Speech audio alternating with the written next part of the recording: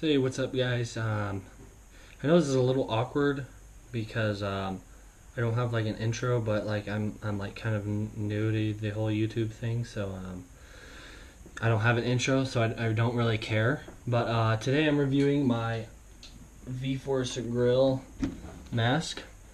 I like it. I already opened it, so the stuff in the box might get a little bit messy, but I'll show you guys what's in it. Alright, so here's the mask unboxed. This is what it looks like. It's got nice coverage on the ears. I like this little brow thing. The only thing is that your forehead is pretty exposed, but that's pretty easy to cover up with like a beanie or a bandana or something. Then it comes down quite a ways. I opened my mouth pretty wide. Not a whole lot of exposure there, and I don't know, I like it. It's pretty comfortable. It covers the jawline fairly well, unlike the Dye i4s.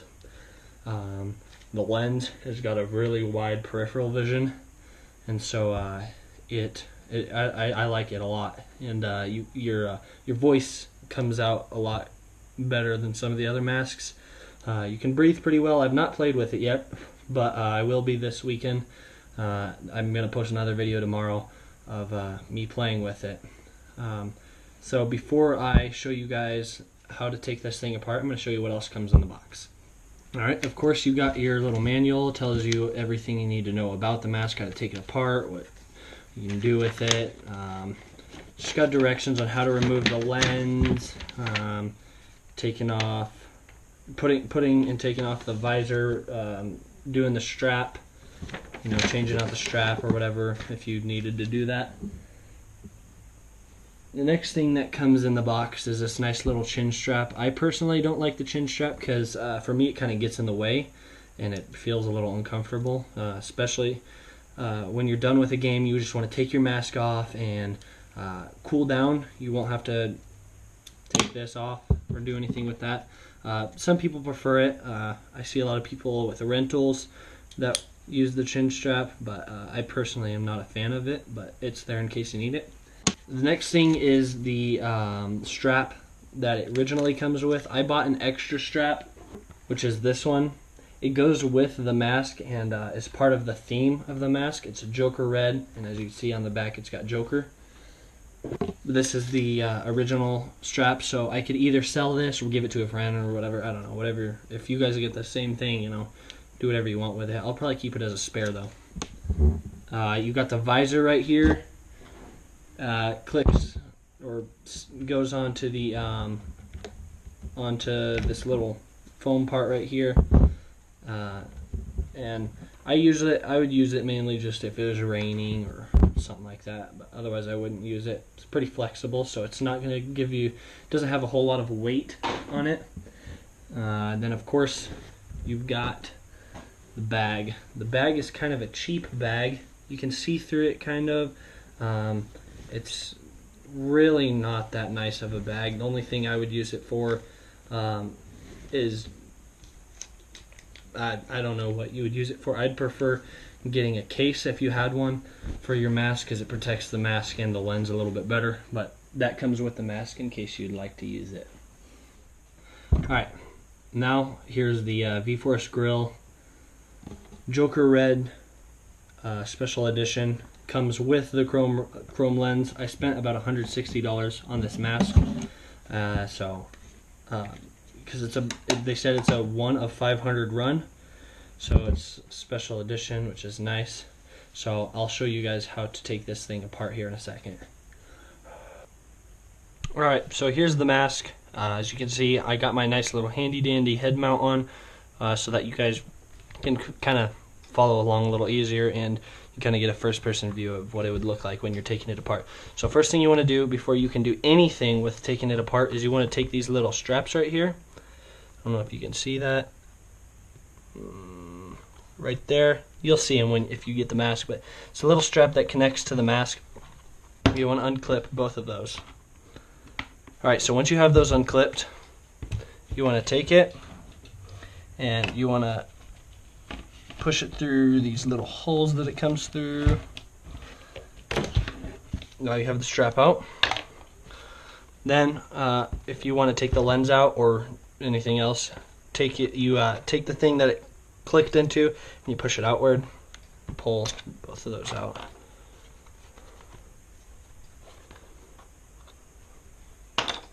Alright, now that you have both of those done, you pretty much have the mask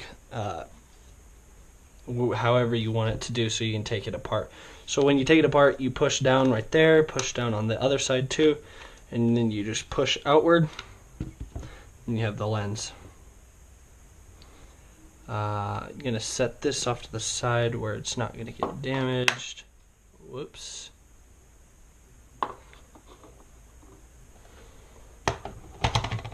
Alright, now that you have the lens out, you have the whole mask here. If you wanted to replace the foam, which I wouldn't do because I don't really need to and I don't feel the need to, I don't think I ever would need to, because the foam, I heard, lasts a pretty long time. Unless it started getting stinky or something, then I would. But you have these two things right here on both sides, and you just twist it. It'd be easier if you used like a knife or something that fit. Alright, got a knife. So you just put it right in between those two cracks. Twist. And then twist to where the lines are facing the arrows right there are facing the unlock symbol. Then once you do that, it should just pop right out. Basically just pull it backwards, and there you go, you have the foam. Now you just have the mask here. Let's say you got like a black color or whatever. This is how you would be able to spray paint it or do whatever you would like to do with it. Just because the kind of mask that I got, I'm going to leave it just like that. Okay, so I got the mask put all back together. It took me about maybe 1 or 2 minutes to complete disassemble to reassemble it. But to take the lens out just itself, if you were to change the lens out or maybe put a different lens or just something happens where you just want to take it out and clean it maybe, it'd take about 30 seconds to do. I feel like a question that some people might have watching this video is that do the double pane, which are the thermal lenses, fit in the same mask? If you're not familiar with V-Force grills, and yes, every single lens that you see for a V-Force grill will fit in this mask. Some of you probably like, oh, duh, you know, but some people didn't know. I didn't know that. So yes, they all fit in the same mask. I'm going to show you kind of what I like to wear during paintball, and then I will wrap up this video about the review, and I will do I guess you could say a vlog or video. I'm going to try and do some cool edits maybe in the video tomorrow, make it kind of a little bit funny, but I'm going to do some of that tomorrow with this mask, and then I will let you guys know how I like it. But I really do think I'm going to like it a lot. Alright, so what I like to wear during paintball is I'll either like to wear one of these, which is a shema, or a shmega, whatever. I call it a shemag. I guess some of you would know what it is. It's basically like what you would see like Al Qaeda or something wearing, but a lot of military or spec ops will wear these for warmth, comfort, camouflage, you know, whatever. You see a lot of paintball players wearing them too. So sometimes I'll wear a beanie on top.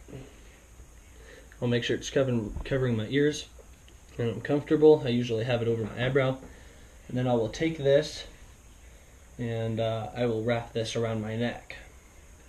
Alright, once you have this thing wrapped up, to protect your neck, obviously, because one of my first times playing paintball was in speedball, and that probably wasn't a good idea, but I got hit straight in the Adam's apple, bare skin, because what I was wearing was exposing my neck, obviously. And ever since then, I've liked to wear neck coverage.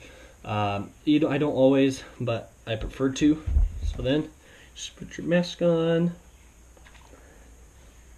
Now you got your beanie, you're still really mobile. Only thing is you feel a little restricted when you're turning your head, but really you're not that restricted. Then, now I'm going to show you the other thing I like to do. Alright, here's the other thing I like to do. I like to take it into square, Make sure you don't have these little frizzy ends, otherwise that'll get in your eyes. And you bring it right up to about your eyebrow, like you did with the beanie, or right above it. You line that up, then you grab these and grab them upside down. It'll feel awkward, but it'll make it a little bit easier on yourself. Then I bring it around, cover my ears once again.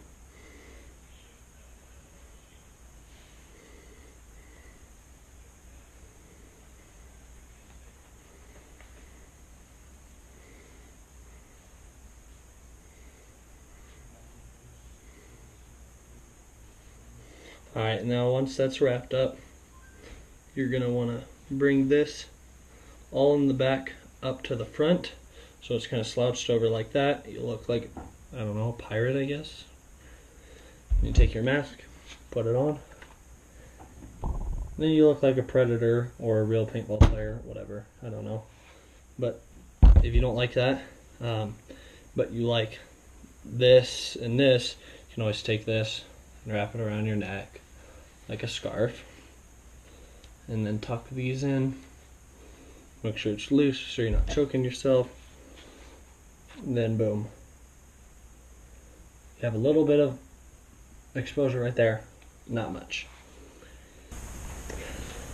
Alright guys, I'm going to wrap up this video on the review of the V-Force Grill Joker Red Special Edition. If you like this mask, go out to ansgear.com. They have a lot of good paintball gear, and it basically anything you need for your paintball needs, and they have it for cheaper as well. Great company, and they ship fairly quick, so I do recommend that website. If you like this mask, go out to the website and then type in the search bar V-Force Grill, and you'll have a bunch of options that show up. If you guys like this review, you think I did a good job, leave a like, leave some comments if you want me to review some more stuff.